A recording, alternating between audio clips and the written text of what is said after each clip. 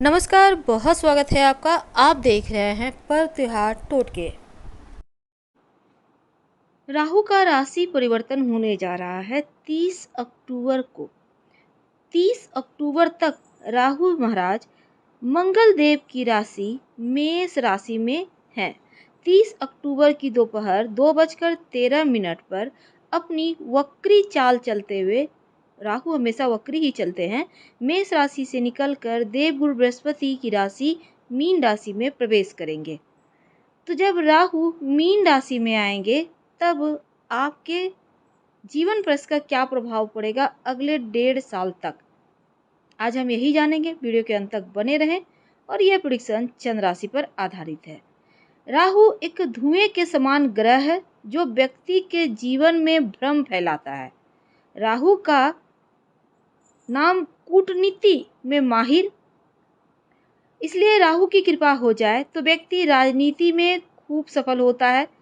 और राहु बहुत जल्दी बदलने वाला तेज बुद्धि वाला भी है, इसलिए व्यक्ति को भ्रमित भी कभी करता है और कभी तो एकदम से आसमान की ऊंचाइयों पर पहुंचा देता है। इसके गुण भी होते हैं, दोष भी होते हैं और इसका प्रभाव भी तत्काल मिलता है। यानी रातों रात व्यक्ति को या तो एकदम से अमीर बना देगा या फिर राहु की दशा में अक्सर स्वप्न में सर्प दिखाई देता है, क्योंकि राहु का संबंध सर्प से भी है। जीवन में झूठी उम्मीद, झूठी आशाएं, अंधविश्वास, धुंधली दृष्टि, ये भी राहु के कारण होता है। अब देखिए, राहु का प्रभाव जब मेष राशि से निकल जाएंगे तब इसका प्रभाव क्या पड़ेगा आपके ऊपर। देखिए, राहु की एक विशेषता भी है कि कुंडली में जिस भी ग्रह के साथ स्थित होता है उस ग्रह का प्रभाव राहु पर आ जाता है। यदि कुंडली में कमजोर है तो उससे उसी के अनुसार व्यवहार करता है। वैसे राहु को टेक्नोलॉजी का मास्टर कहा गया है, यानी विमान, तकनीकी स्रोत, मीडिया पर राहु का अधिकार है।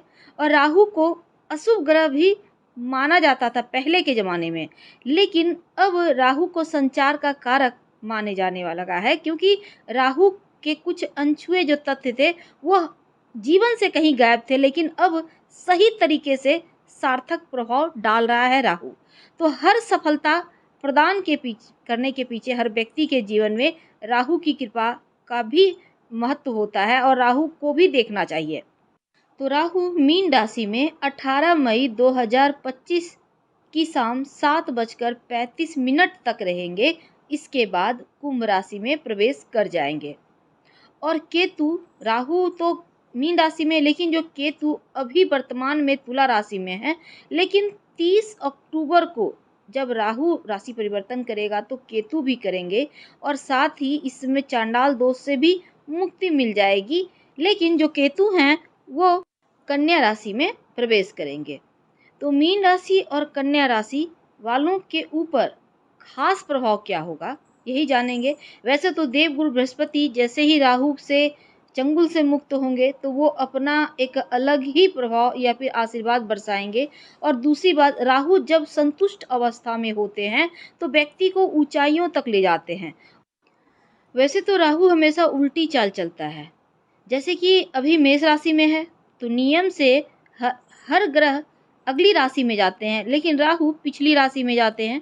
यानी मीन जो सबसे अंतिम राशि है, यहाँ पर राहु आएंगे तो राहु उल्टी दिशा में मेष से मीन की ओर बढ़ेगा। और मीन राशि के स्वामी देवगुरु हैं और राहु से उनका शत्रु भाव है।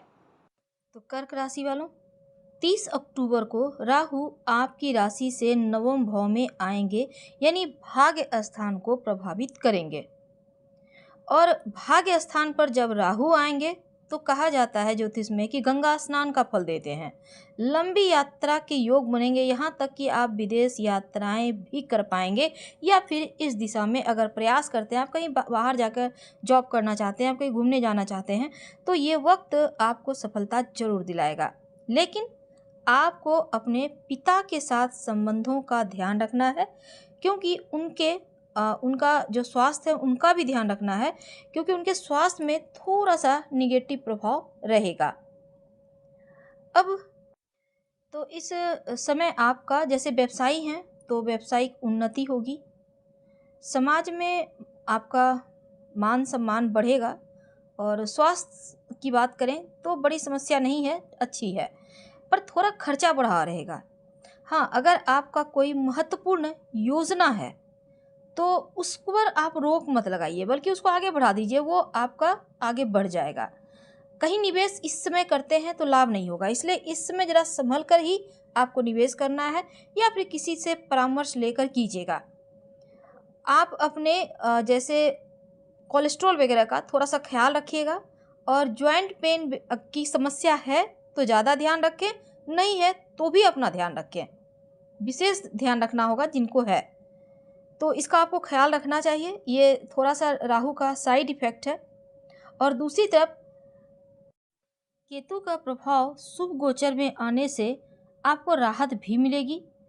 अगर कुंडली में केतु की दशा चल रही है या अंतर दशा में केतु आ रहे हैं, या फिर 8वें 12वें भाव में नहीं है, तो निश्चित तौर पर ये समय आपको बढ़िया फल देगा।